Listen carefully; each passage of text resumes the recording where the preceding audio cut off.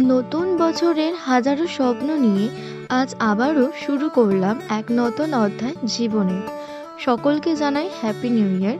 সকলের ভালো কাটুক নতুন বছর।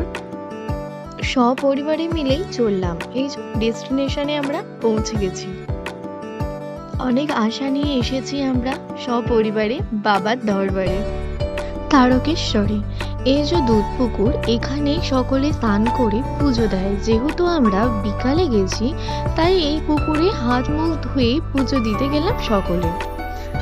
আর এই যে বাবা আমাদের সকলের মাথায় জল দিচ্ছিল। আমাদের পুজো দেওয়া কমপ্লিট। বলে হর হর মহাদেব।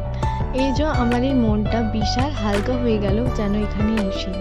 মনটা বিশাল হালকা লাগছে, যেন সব কষ্ট দুঃখ এখানেই ফেলে চলে যাচ্ছে।